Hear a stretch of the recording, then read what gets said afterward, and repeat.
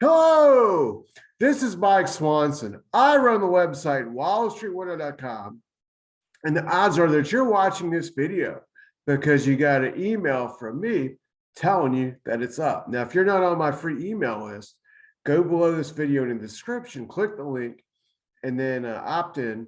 It's completely free. And then every single trading day before the opening bell, you get an email from me with all the top stories of the day that I think you need to know about, and my market commentary.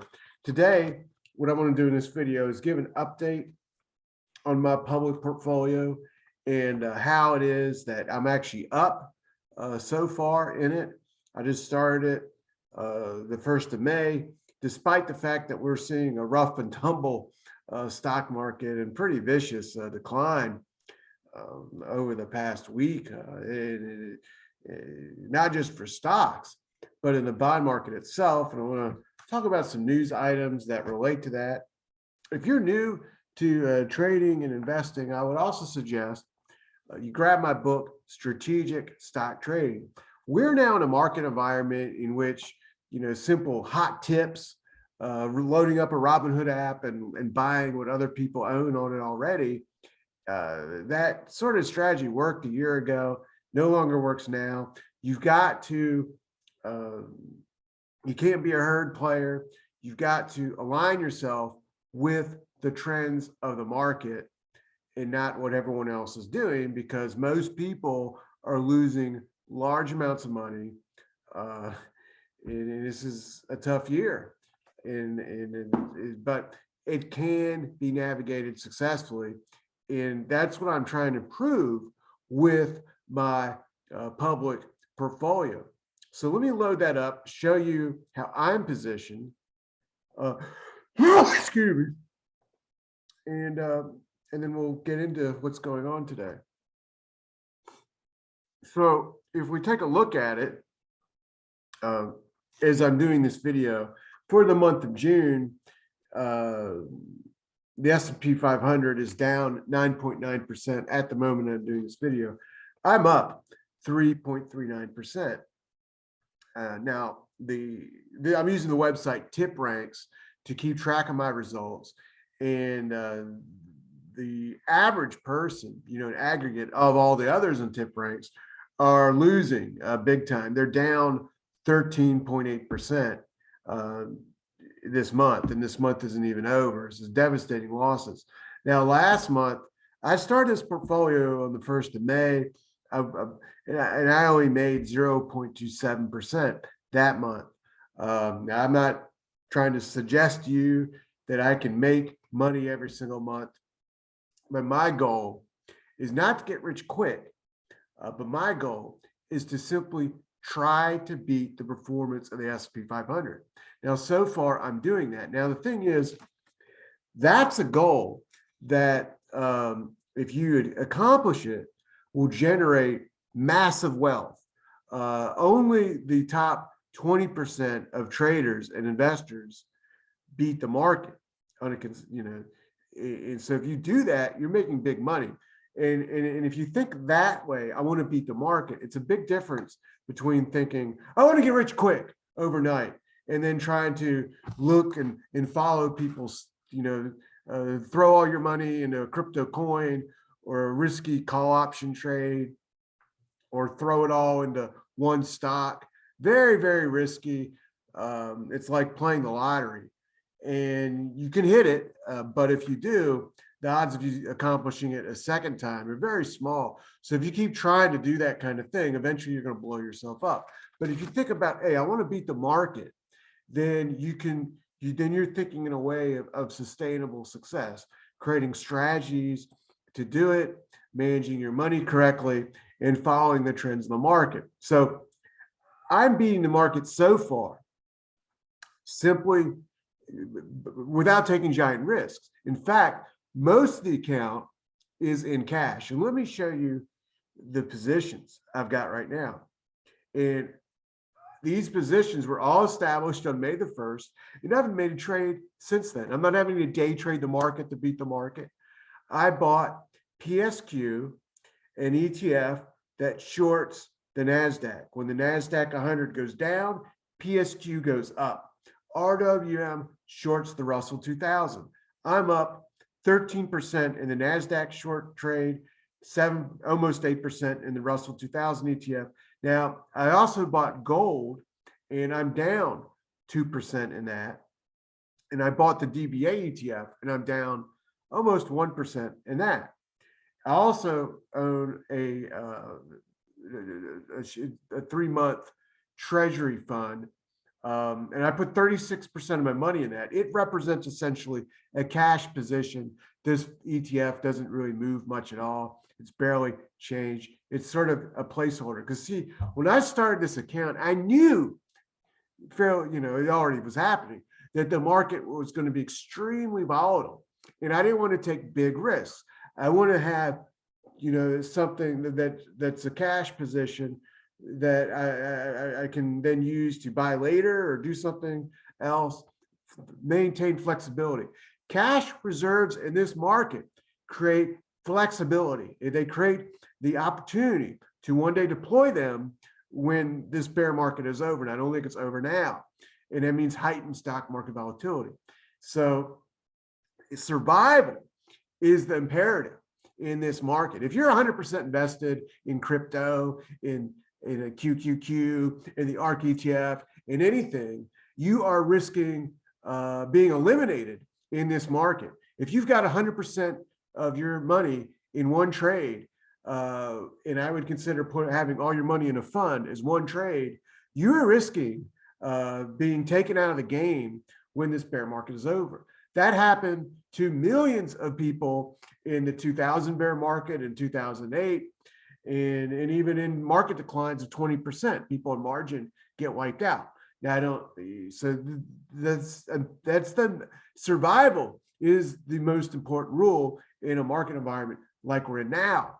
And that's what I wish gurus like Kathy would tell you, but they don't.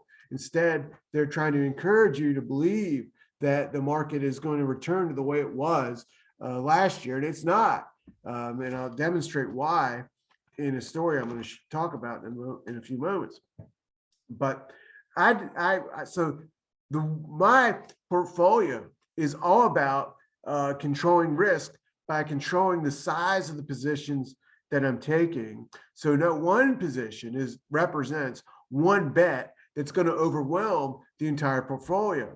So as you may notice, I am basically 36% in cash, and the rest of the money is divided 50% in 2 long positions. DBA is an agriculture commodity ETF, gold, IAU is metals ETF, and then 2 short positions. I am long and short. I am operating like a hedge fund. And I was once a former hedge fund manager back in 2000, time goes by, 20 years ago, for a few years. And I operate like a real, I want to operate like a real hedge fund with both long and short positions. Too many hedge funds nowadays just call them that, and they make wild gambles, and many are now blowing up in the market. You can find stories about that happening. But so we're spread out, and position sizes are controlled. I started with 14% positions, except and we're down a little bit. So at some point I may buy more gold, or I will eventually sell these short positions. But I don't, when I think the decline's over, but I don't think that's happening this week. We can get a bounce, we can get a rally. We've seen many such bounces and rallies, but they've all fizzled out. And I don't think the bear market's going to end, as I explained in the last video, until we get to the 3rd phase of it. I just think we're in phase 2. Phase 3 is capitulation and panic selling, widespread among the masses, and we're not there. We're just in the phase 2 when people recognize it's a bear market, but they just say, well, I'm going to ride it out. Some people will successfully ride it out. The millions will sell in panic, and it's at that moment that the bear market will end. But I don't think that's happening this week or next week. It may not happen for several months. So I'll talk more about portfolio structures and management and rebalancing strategies in future videos. But I want to bring up one of the things that's now being recognized by everybody that's commenting on the markets is that bonds are falling. Well, bonds have been falling since last summer. This is the J&K ETF, which tracks junk bonds. Now, it peaked out right before New Year's and has been in a bear market. I define a bear market as a market trading below the 150-day and 200-day moving averages, and they're turning down and acting as resistance. Well, that's the red line and the blue line in this chart, and we're far below those moving averages. And the drop has sped up in the past several sessions. Now, this is significant because corporate junk bonds are corporate bonds. These are high yield bonds. And when the value of J&K in bonds falls, the yields in bonds go up. That means it costs more money for companies to issue corporate debt, to fund themselves through the debt markets. That means their expenses go up. That means that some companies in shaky financial situations will have trouble. Some are likely to even go bankrupt, not tomorrow, but every week. You can find announcements of companies on bankruptcy. Just a few days ago, I saw that Revlon is considering bankruptcy. Now, this is a chart of the yields of a high yield debt. And you can see that those yields hit record lows last year, and now they're swinging back up to their heights of 2020. We're now at effectively 8.29% for high yield debt. Now in 2008, we got above 20%. That's what happens in distressed situations. And just as J&K is in a bear market, yields are in a bull market.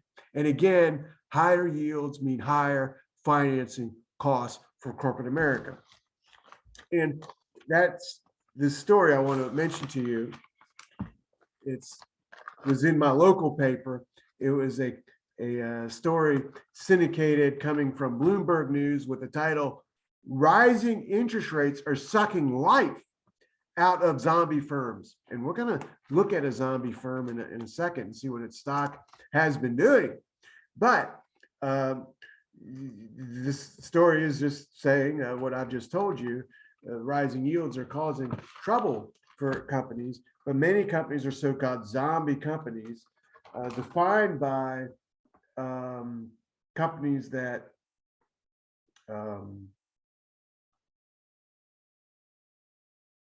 aren't earning enough to cover their interest expenses, let alone turn a profit. Consider AMC as one, AMC Entertainment, American Airlines, Carnival is one. 1/5 of the 3,000 largest publicly traded companies are zombie firms. So in other words, 1/5 of 3,000 companies on the US stock market are unable to earn enough money to cover their interest expenses, let alone turn a profit. These are companies that whose survival will be challenged in the coming year or two if these high yield rates continue to go up. And I believe they will. So, we're talking about massive bankruptcies that are going to be coming over the next 2 years to corporate America. And I'm sure there's individual Americans that are in the same situation. They're so heavily in debt because they took out a lot of loans over the past couple of years for whatever reason, credit cards, mortgages that they probably got over their head in.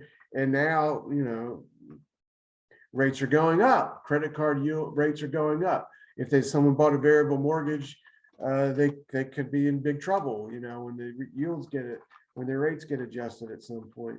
So this is the sort of thing that helps to contribute to a recessionary economic environment. No, it doesn't mean the Great Depression, but we had a recession in 2000, we had a recession in 2020, we had a recession in in 2007 to 2009, we had a recession around 1994. They do happen.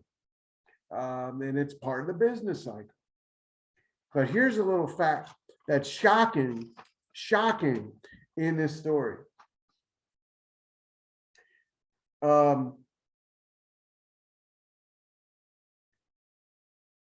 The issuance of bonds, they're not all junk. High yield, high grade debt's not junk, but have been used for years in the financial markets to buy back stock by companies, which drove stock prices up. Apple has done that. Just Netflix was doing that. Netflix is borrowing billions.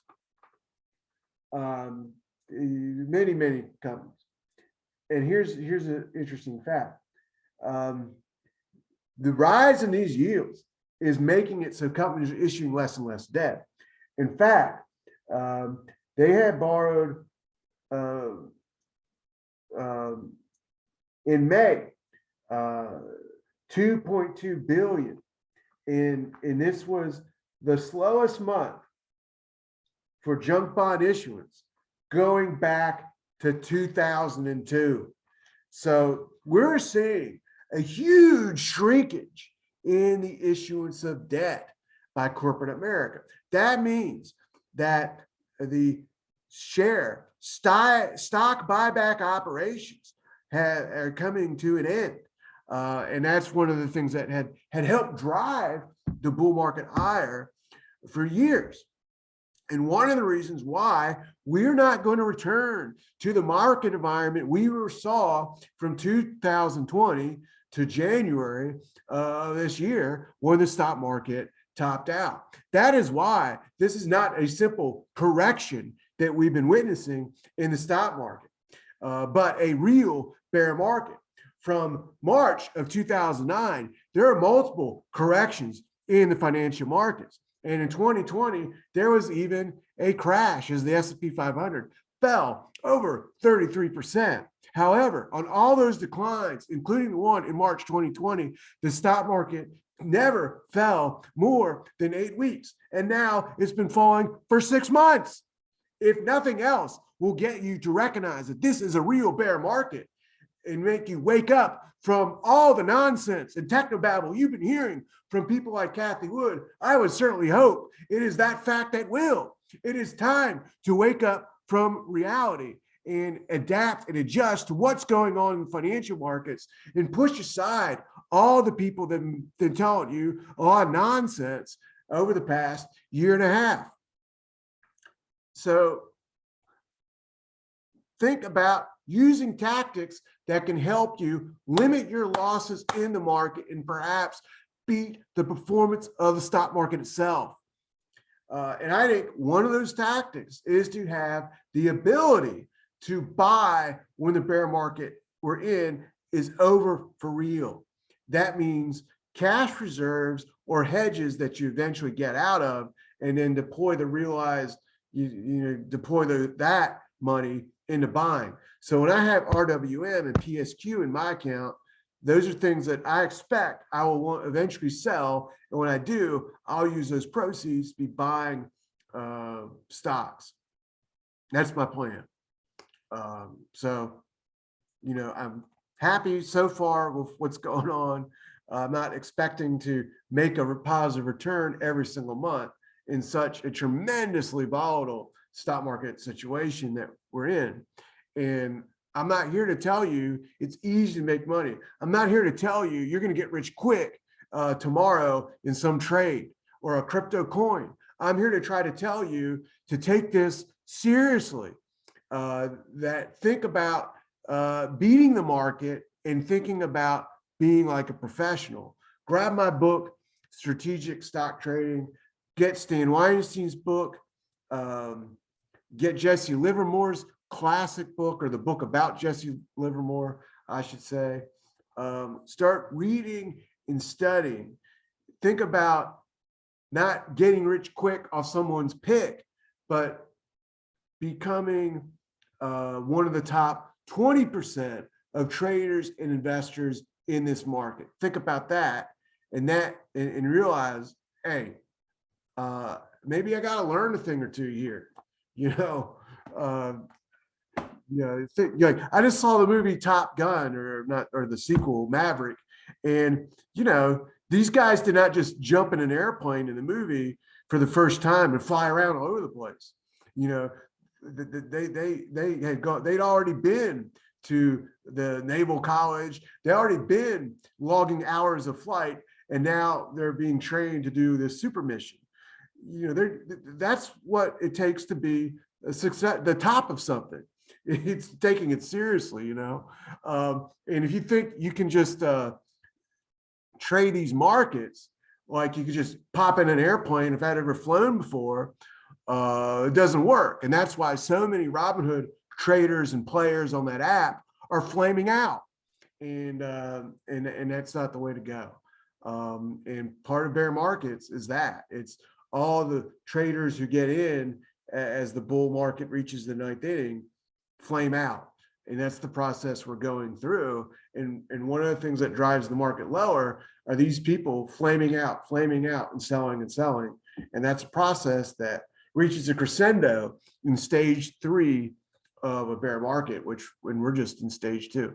So all I said, like this video, that way YouTube will know, hey, this is content people do like, and their algorithms will show it to others. And if you're new, hit the subscribe button and then hit the bell next to it, and then YouTube will send you an alert as soon as the next video is up and for you to watch.